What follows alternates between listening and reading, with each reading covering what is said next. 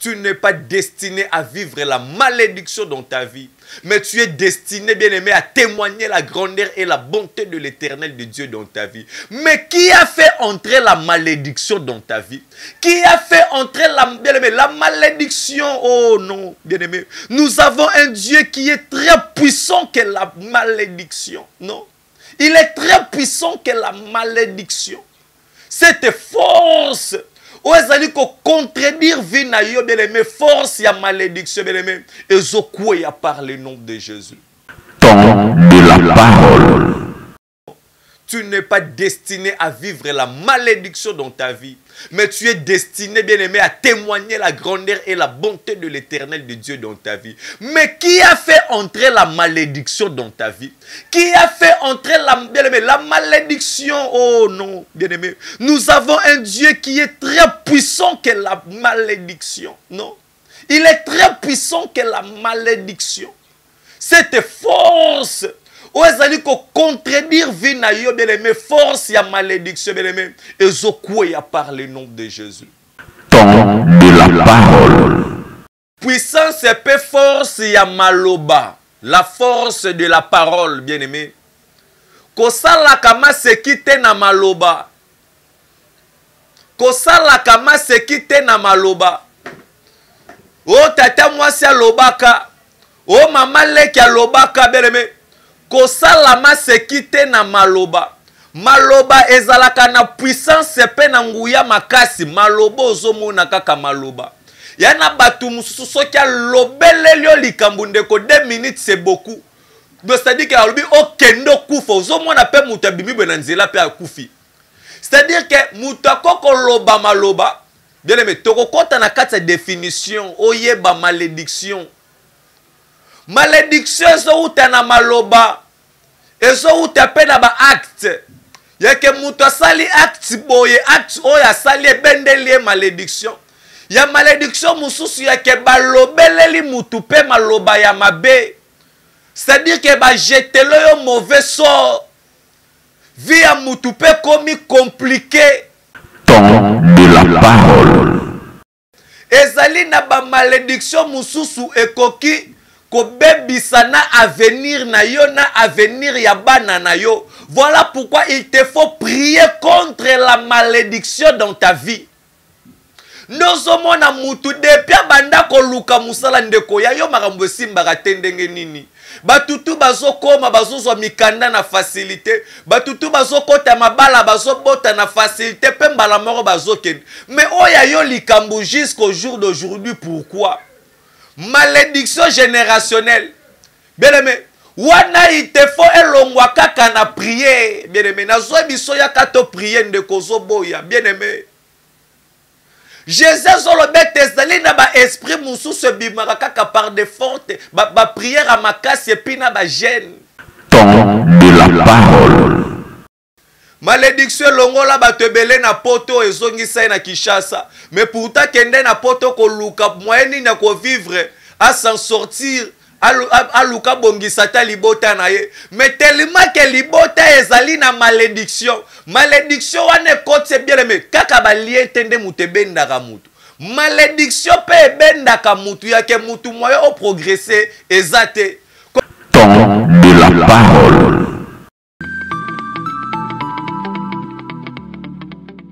Shalom, shalom, peuple de Dieu, vous nous suivez de partout dans le monde sur www. Trace RDC News, René Abiri, l'homme à la dernière flèche de Carquois de Jésus-Christ sur la prière puissante contre la malédiction. La prière puissante contre la malédiction. Et alors, c'est vraiment une très grande enseignement. Owapi et Kozabi sont vraiment tant moulaï.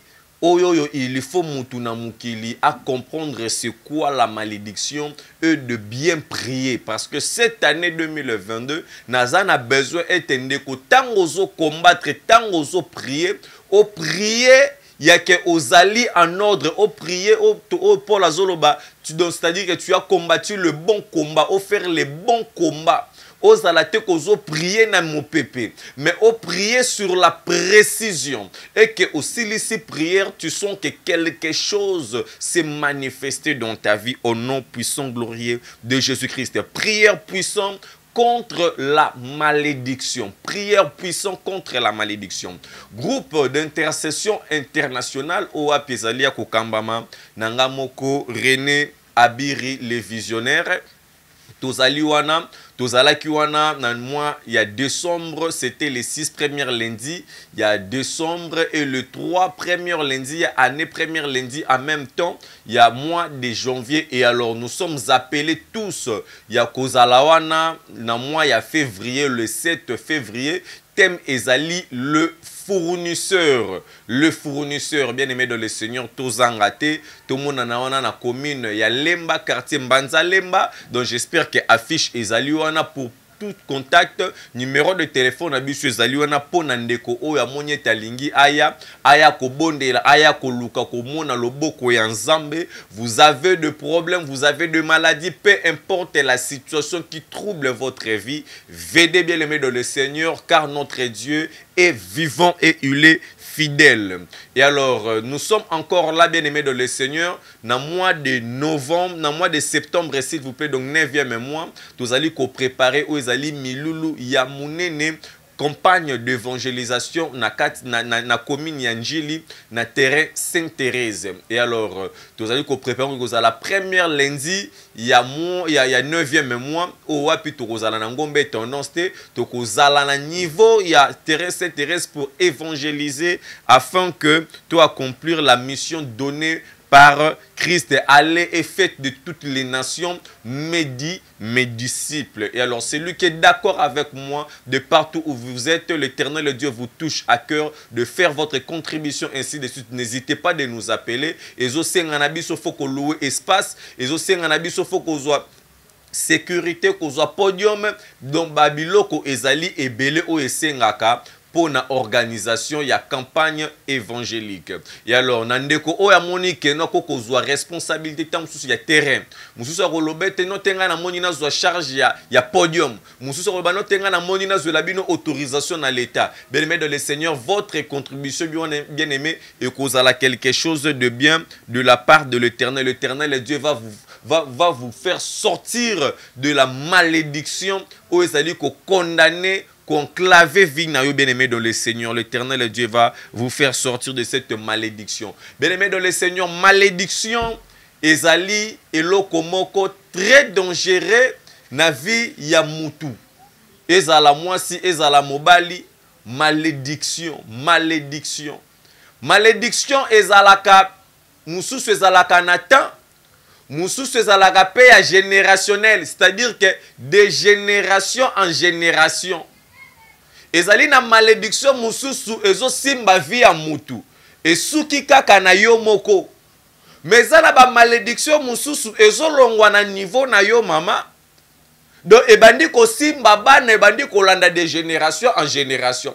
Ezali na ba malédiction mususu yake mutu akufa, donc c'est-à-dire mutu asalaki yango peut-être azali mama na yo to koko na yo to yaya na yo to papa na yo ainsi de suite. Asalaki malédiction, asalaki mabe moko boye, malédiction et simba qui vit na ye. Et alors tango akufi na malédiction na ye. Mais ezala ba mususu akufi, mais malédiction etikali. Eh Jésus. Bien aimé, ezana batu mususu, mutu oyo malédiction kotaka na kati ya kufa na ye kala, peut-être na mine na l'an 30 ans, peut-être akufa na l'an 1 an, peut-être akufa na 1800. Oyebia te longi na yete, omona yete. Mais vu que ezali malédiction, ezali kotambola générationnel, c'est-à-dire que ezolanda, ezovivre. Mutu akufi, mais malédiction ekufaka te. Mutu akufi. Malédiction ekufaka te. Malédiction esilaka bokasite na yango kaka na kombo ya Jésus. Malédiction ezalaka na pouvoir na yango te liboso na baye oyo bandimeleli Jésus-Christ comme Seigneur et Sauveur na vie na bango. Wana malédiction ezali na pouvoir te. Malédiction ezalaka na ba forme ebele. Malédiction ya liwa pe ezali. Malédiction et destruction pezali ya kezomona mutu eloko nyonso mutu azosala na vie ezosimba te ya eloko nyonso eloko kozala ngo ezalaka nango bien batutu basimbaka yango eloko wana ebebaka te me ntango kaka yo ye osimbi eloko wana ebebi tozalaka na frère moko boye kala na église moko bien aimé nzoka nde abetaka papa na ye na mama na ye na ndako mobeti mbonda makasi frère wana mais nzoka nde papa na mama na evike ya betaka bango balakelaka ye mabe ndeko ekoma soki abandika kobeta mbunda ta banda kobeta ngo malembo komonaka mbunde toboki tofandi tolandeli ndeko deja tosombi 7 fois bambunda na église ndeko problème nini mutu mususu ko banda kobeta mbunde ko umela mais ye soki kaka bandi mbunde toboki tolandela benzoka nde ndeko abetaka papa na ye na mama na ye na ndako. Malédiction. Malédiction ezo utape na nzela na papa na mama. Malédiction ezo utape na nzela na balwa na nzela na mibeko. Ya keloko mibeko epekisi ndoso mona mutu na katsa libota. Bazolo beteno libota na biso. Epekisa mangambu oyo, epekisa mangambu oyo, epekisa mangambu oyo. Kena libota na biso mutu akosimba kisi azate. Mais yo on se permettre okende ko simba kisi ndeko tango zo kende ko simba kisi ndozo mona mutu akomi liboma ndozo mona mutu akufi pona nini a respecter mibeko ya famille balwa wana ebongwani malédiction ememie na liwa malédiction ya liwa ezalaka malédiction ya liwa ba modire yo ke yo zelozo kufane oyo ofandi pola yo la muko moni pe ane oyo mutu pa kufi tozo mona beleme de le Seigneur o ezali nzete un jour Jésus a lobite nzeto epesanga ya kolia mais nzete ezalaki pe même na période na yango te ezalaki même pas na saison na yango mais Jésus a laquelle nzete wana mabe beleme ezwa kita ebele te po nzete wana esala nini ekauka malédiction erekotaka ya liboso malédiction eseshaka c'est-à-dire que Pierre amoni nzete do c'est-à-dire baloki kaka la même nzela wana na tongo Pierre bamoni nzete za nango ya kotelema mais esali nini ekauka ndoso mona mutu azo vivre na ye azo liane ba saucisson azo kende na ye poto azo kende na ye gauche ou à droite mais azali séché vie na ye c'est-à-dire que vie ezate malédiction côté kausa nyonso. Bien-aimés dans le Seigneur, nous allons lire la parole de l'Éternel na mukanda na Matthieu chapitre 21 à partir il y a 18e verset tozali kokita. Le matin en retournant à la ville et il eut faim. Voyant un figuier sur le chemin, il s'en approcha, mais il n'y trouva que de feuilles. Et il lui dit, que jamais fruit ne naisse de toi. Et à l'instant, le figuier sécha. Les disciples qui virent cela furent étonnés et dirent, comment ce figuier est-il devenu sec? En instant, Jésus leur répondit, je vous l'ai dit en vérité, si vous aviez de la foi, et que vous ne doutiez point, non seulement vous feriez ce qui a été fait à ces figuiers, mais quand vous diriez à cette montagne, ôte-toi de là et jette-toi dans la mer, cela se ferait. Alléluia. Bien-aimé dans le Seigneur, to beteli d'abord le loba nzambe maboko makase sikozali, betela le loba nzambe maboko. Bien-aimé awa Bible zotalisa biso puissance et peu force ya maloba, la force de la parole, bien-aimé. Kosala kama sekite na maloba. Kosala kama sekite na maloba. O tata mwasi alobaka. O mama leki alobaka, bien-aimé. Kosala ma sekite na maloba. Maloba ezalaka na puissance pe na nguya makasi. Maloba ozomona kaka maloba. Yana batu mususu soki alobeleli yo likambo ndeko 2 minutes c'est beaucoup. C'est-à-dire que alobi okendo kufa ozomona pe mutu abimi bwe na nzela pe akufi. C'est-à-dire que moutako koloba maloba, bien aimé, toko kota na kati définition, oyeba malédiction. Malédiction ezo uta na maloba, ezo uta pe na ba acte. Yake muto sali acte boye, acte oya sali ebendeli malédiction. Ya malédiction mususu yake balobeleli mutu pe maloba ya mabe. C'est-à-dire que ba jetelo yo mauvais sort. Vie ya mutu pe komi compliqué. Bien aimé, na verset tu kotanga nzete ezo représenter lokola vie ya mutu na se na mukili. Awa Jésus azali clair. Azotalisa na biso oyo ezali puissance pe force ya maloba. Jésus azalaki na nzala un jour. Amoni nzete na musike ezalaki ya kotonda na matiti. Oui, nzete ezalaki na saison na yango te bien aimé. Oso comprendre ndeko kozalo vivre ozalaka na poto. Topo ozalaka quelque part ata wakaka na Kinshasa mais batu ba monaka yo ozali na ba possibilité. La Bible nous dit nzete ezalaki couvert na ba feuille. C'est-à-dire que matiti ezali ko c'est-à-dire zo la kiseke nzeto ezalaka na ba mbuma. Mais Bible zo texte ezalaki pe même pas na saison na yango bien aimé.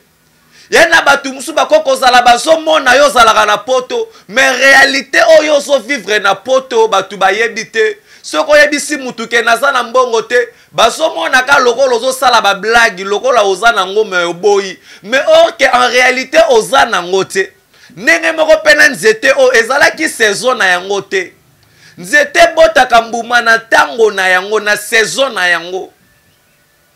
Mais arrivé na moment où ezalaki saison na yango te Jésus azali na besoin lia ndoso mona mutu ba bengi yo ale fulani toza na besoin mbongo wa tinda on dirait yo kenda kozwa kobuka kango na nzeto yo pesi bien aimé kaka tango zolo boza nango te mikolo ba patiente te mbala moko ba maudire vie na yo komi ale alongba depuis kenda poto ngo pasela ba maudire ba lobi n'importe quoi ndeko na vie na yo te au nom de Jésus.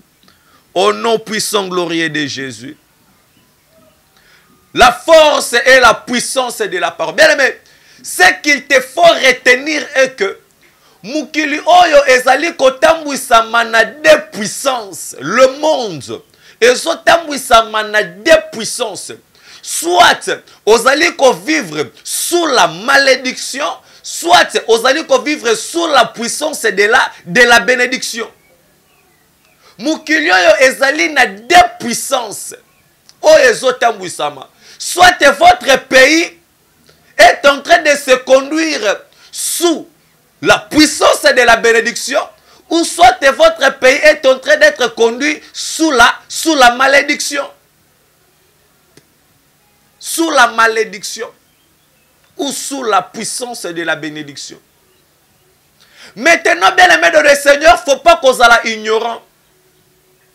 Ezala kapasi surtout na mutu oyo azo vivre mais azo yebate vie na yezali ko traverser sous quelle puissance bien aimé. Il te faut kota encore na muzindo po yeba vie na yo ezali sous quelle puissance, sous la puissance de la malédiction ou sous la puissance de la bénédiction.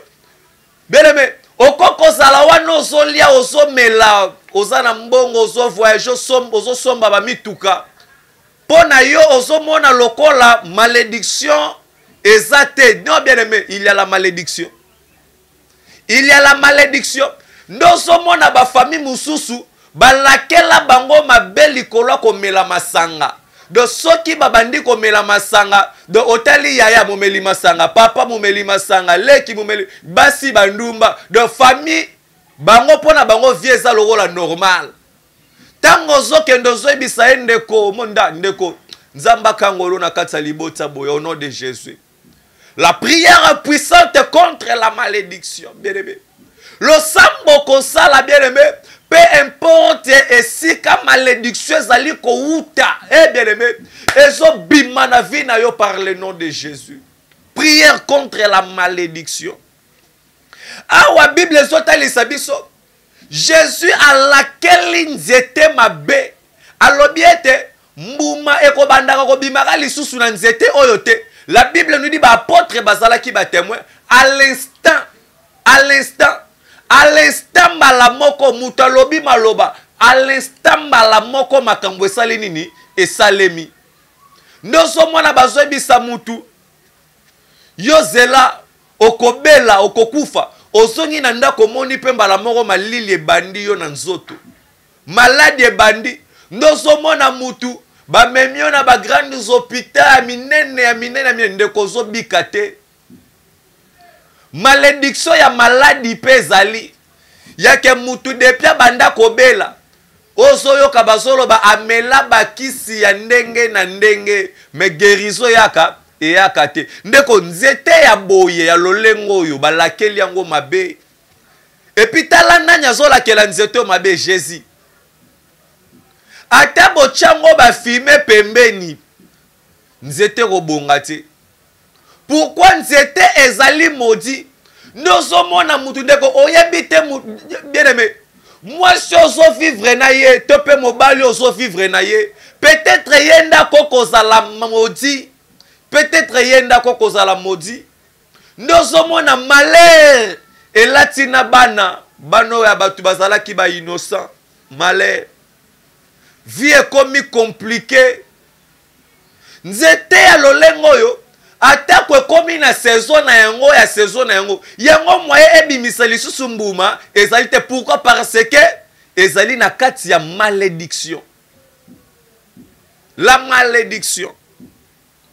La malédiction. Bien aimé dans le Seigneur, il te faut pas osala ignorant na kati ya makambu oyo. C'est quoi la malédiction? Malédiction, c'est un état malheureux,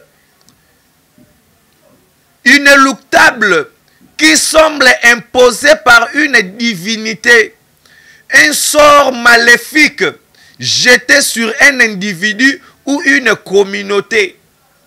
Bataille ici des points. Le destin. Bien aimé, ezali na ba malédiction mususu ekoki ko bebisana avenir na yo na avenir ya bana na yo. Voilà pourquoi il te faut prier contre la malédiction dans ta vie. Nozomo na mutu depuis banda ko luka musala ndeko ya yo makambo simbaka tendenge nini. Batutu bazokoma bazozwa mikanda na facilité. Batutu bazokota mabala bazobota na facilité pe mbala moko bazokende. Mais oya yo likambo jusqu'au jour d'aujourd'hui. Pourquoi? Malédiction générationnelle. Bien aimé, wana il te faut elongwa kaka na prier. Bien aimé, na zo biso ya kato prier ndeko zoboya. Bien aimé, Jésus solo bete ezali na ba esprit mususu bimaka kaka par de forte ba prière à makasi epi na ba gêne. Ezape na ba malédiction mususu ekweyaka kaka par de forte gêne de prier. Il faut kota na mozindo. Malédiction wane kweya. Il y a des serviteurs de Dieu aussi maudits. Il y a des prophètes aussi déjà maudits. Yake yako chela batu maboko te mais azo chelo maboko bien aimé. Il y a des docteurs maudits. Pour comprendre ça bien aimé, il faut zalawana la prière. Tout le monde a la prière, il y a chaque mois, chaque première lundi à mois. Tout le monde a ngomba, il y a une tendance bien aimé dans le Seigneur. Nebisio bien aimé, tous allez préparer grande croisade. Yo mutu oyo vie ezali bloqué. Na se ya ba puissance ya malédiction bien aimé. Tikete lobo kwa nzambe ekangola yo par le nom de Jésus. C'est le temps bien aimé profiter. Nana besoin na yo kayo lobete papa na zui charge ya ko louer terrain. Papa na zui charge ya sécurité. Pour qu'on senga sécurité, il faut la police la pour nous protéger ba héros de Dieu, ba fils de Dieu. Ba oba koya pour nous pesa bomo ina bangwe pa na nzambe. Ba protocole, podium, électricité, ba affiche, campagne d'évangélisation faut ça, ma communication faut ça là. Tout ça là, ça demande de l'argent. Ndeko zamba simbona motema, ukozwa responsabilité ya nini obengi tikete zamba pambola yo. La malédiction, C'est un état de malheur. Ezali état ya malheur. Eza état ya joie te. Malédiction na vie ya mutu. Ezali kolongola yo na état ya bonheur. Ememi yo na état ya malheur. Elongoli yo na état ya liberté. Ememi yo na état ya blocage. C'est un état. État ya malheur. Nozo mwana mutu abanda koseka, abanda kolia bien. Malédiction koti elongoli yo na gombe ememi yo wapi. Eh bien aimé. Malédiction longola batebele na poto ezongisa na Kinshasa. Mais pourtant kende na poto ko luka moyeni na ko vivre à s'en sortir. Aluka bongisa ta libota na ye. Mais tellement que libota ezali na malédiction. Malédiction wane kote bien aimé. Kaka ba lien tende mutebenda ka mutu. Malédiction pe benda ka mutu ya ke mutu moyo o progresser ezate. Kokanisa te posa président de la République okozala te okokozala oza président. Mais ozali maudit. Okokozala ozali OPJ. Mais ozali maudit. Bien, malédiction ekipakate kono to lataka ba costume belé te parce que malédiction ko banga ba or na yo wanu ala nango te. Malédiction ko banga ba bien ozala ngo te ko banga ba titre te. O ba kombo lokumo ozala nango non. Bien aimé. Soki osali erreur oza maudit. Je suis venu pour te faire voir, bien aimé, celui qui ôte les péchés de ce monde. Celui qui ôte le péché dans la vie de l'homme. Celui qui ôte, bien aimé, la malédiction dans la vie de l'homme. Il s'appelle Jésus-Christ de Nazareth. C'est lui qui a le pouvoir, bien aimé. Il y a kolongola yo na kati na puissance ya malédiction. Peut qu'on faire asseoir yo na lié ya bénédiction. Non. Bien aimé, nous avons un Dieu, bien aimé, dans le Seigneur. Au Bible, dans le livre ya Psaume chapitre 113, aux Okitab. De la poussière, il retire les indigents. Il retire les indigents, il retire les pauvres pour leur faire asseoir avec le grand. Mais en d'autres termes, Jésus, il retire les gens dans la pauvreté, dans la malédiction, pour leur faire asseoir avec le grand. Laisse que le Jésus te retire de la malédiction de la famille. Nous avons que c'est Jésus qui a ce pouvoir, bien aimé. La Bible nous dit, crois au nom du Seigneur Jésus-Christ comme Seigneur et Sauveur de ta vie. Et tu seras sauvé. Crois au nom du Seigneur Jésus-Christ comme Seigneur et Sauveur de ta vie. Tu es sauvé sous la malédiction. Sauvé, bien-aimé dans le Seigneur, sous la condamnation, sous la malédiction. La définition, c'est un état de malheur. C'est un état de malheur. C'est un état de malheur. Un état de malheur. Un état. État à malheur. Un sort maléfique. Un sort maléfique jeté sur un individu. Bazotali sabi soso ezalaka imposé tant bazoloba indivinité c'est-à-dire Mutu oyo azali un être supérieur, un être supérieur, un être supérieur, un être supérieur à toi. Koko na yo akomodiri yo, yaya na yo akomodiri yo, bozotanga na kati ya classe, mutu azali chef de classe, yebet azali na minute wana un être supérieur po na akomodiri yo. Monsieur wazotangisa bana no na classe beleme yangwana tango zotinda bana na classe yebisaka bana ba déranger te yana batu mususu de maladie na famille na bango malédiction ezalaka te mais professeur na école à laquelle ye mabe pour la nini abanda ko déranger ndozo ka professeur azoloba yo ngana zomona passe ko tangisa bino yo zo déranger kuna tokotala soki yo silisa classe ndozo mona pe muto silisa classe te. A quelque chose malédiction école, na université, malédiction, divinité. Na musala, au mankaka ba patron ba respect, yo kakate, ba modir yo, musale modir yo. Bien aimé, nous avons 5 types ya ba malédiction, 5 types ya ba malédiction. Nous avons 5 types ya ba malédiction, 5. type ya ba malédiction. Et alors, bien-aimé dans le Seigneur, on a invité yo bien-aimé. Le loi qui juste introduction. Et si vous allez bien-aimé, oso prier, le loi juste introduction. Lobby bien-aimé dans le Seigneur, tu vas aller sur na kati na prière na profondeur. Pour na koko isepi na kotalisa na yo le 5 types ya malédiction. Le 5 types ya malédiction. Oyo ekomema biso na kati na prière pour être nzamba lola à se manifester à ça quelque chose. Et si vous allez bien aimer de le Seigneur ozo gumba mutuna ozo prier ozo loba na nzambe kolo longola ngai na se na malédiction. Ozo loba na ekolo longola ngai na kati na malédiction. Loba na ekolo longola na kati na malédiction. Malédiction libota. Malédiction libota. Malédiction ou ezali kokota kilo na vie na yo. Loba na zamba longola yo.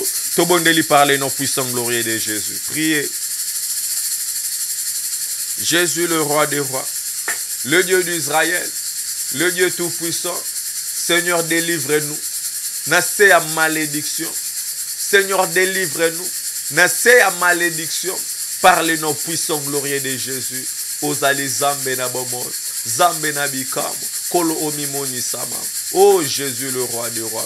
Zambalo l'éternel Dieu. Kolo kangola ma soeur. Kolo kangola mon frère. Nassé à puissance ya malédiction. Ezala ya libota. Ezala ya quartier. Oh Jésus le roi des rois. Zambalo la téléma. Na kombo na Yesu Christo Masia. Au nom de Jésus Christ. Si quelqu'un zambalo la apambola yo. Bien aimé. Évangéliser panza vidéo. Biebisa bandeko bazali de gauche, bazali de droite. Bakota to prier. Prière contre la malédiction. Tozo continue aux ali première saison, deuxième ezali bien aimé c'est auto kota ba sujet de prière ezali. Tellement ébélé ba sujet ezali. Il faut nzambalo la kangola yo. Non. Tu n'es pas destiné à vivre la malédiction dans ta vie. Mais tu es destiné, bien aimé, à témoigner la grandeur et la bonté de l'Éternel de Dieu dans ta vie. Mais qui a fait entrer la malédiction dans ta vie? Qui a fait entrer bien aimé, la malédiction? Oh non, bien aimé. Nous avons un Dieu qui est très puissant que la malédiction. Non. Il est très puissant que la malédiction. Cette force. Ou ezali ko contredire vie na yo bien aimé force ya malédiction bien aimé ezokouya par le nom de Jésus.